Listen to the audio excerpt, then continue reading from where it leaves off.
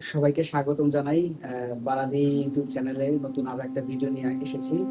আজকে আমি আপনাদের অন্য আরেকটা রুম দেখাবো।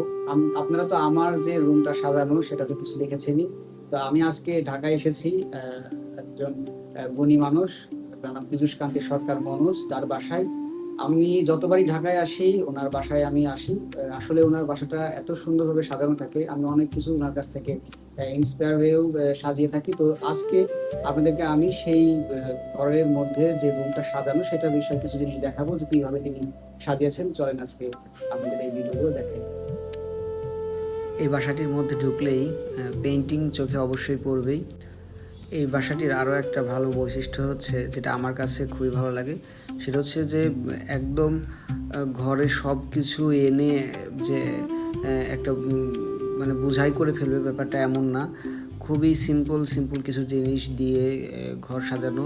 এখানে দেখতে পাচ্ছেন যে চাবির যে রিং, অনেক জায়গা থেকে উনি কালেকশন করেছে, সেই রিংগুলো একটা দরজার সাথে ক্লিক করে রেখেছে।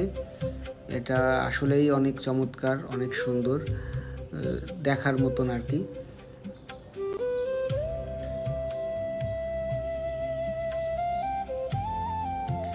এছাড়াও ওনার ঘরে ইনডোর প্লান্ট, মনেস্টা যে গাছ, সেই গাছ আছে। এছাড়াও অন্যান্য গাছও আছে। আমরা ছোটবেলায় পড়েছি দ্য থার্স্টি ক্রো, তো সেই গল্পের একটা স্মৃতিচারণ হয়ে যায়। এই ঘরে খুব দামি কিছু আপনার চোখে সহজে পড়বে না। খুবই অল্প খরচে বা সামান্য মূল্যে যেই জিনিসগুলো পাওয়া যায় সেগুলো দিয়ে কিন্তু ঘরটা সুন্দর করে গোছানো। এবং এটা দেখতে পাচ্ছেন যে একটা বৌদ্ধ মূর্তি। তো এই ঘরে বেশ কিছু ওনার পছন্দের এটা বৌদ্ধ মূর্তি আছে, আমি দেখেছি, এবং বেশ কিছু সুন্দর সুন্দর পেইন্টিং আছে।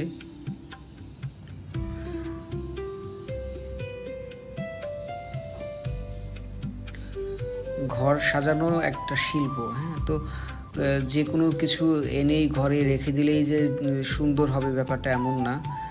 আপনার ঘরটা ছোট ছোট জিনিস দিয়ে কিভাবে আপনি সাজিয়ে রেখেছেন, কোনটা কোথায় রেখেছেন, এবং এটা পরিবর্তন করে আবার ভিন্ন রূপ দিচ্ছেন, এটাও কিন্তু একটা সুন্দর শিল্প।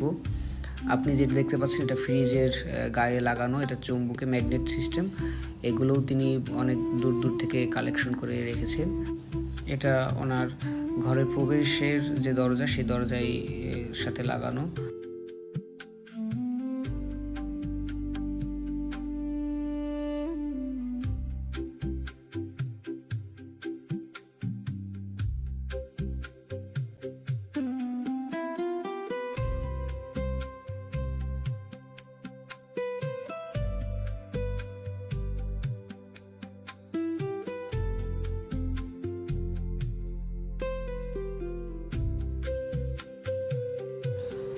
উনি ফেলে দেওয়া যে কাপড়, অনেক পুরাতন শার্ট বা অন্যান্য যে কাপড় ফতোয়া ছিল, সেগুলো থেকে কাপড় কেটে এবং সেলাই করে এরকম একটা ফ্লোর ম্যাট বানিয়েছেন।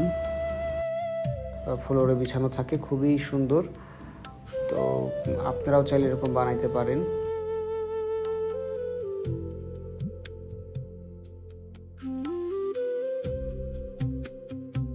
এবং পীযূষদার বাসার আমার সবচেয়ে পছন্দের বিষয় হচ্ছে ওনার ঘরের পর্দাগুলো। তো আমার খুব পছন্দের পর্দার মধ্যে এটি একটি। আমি ভেবেছি এরকম একটি পর্দা আমিও তৈরি করব।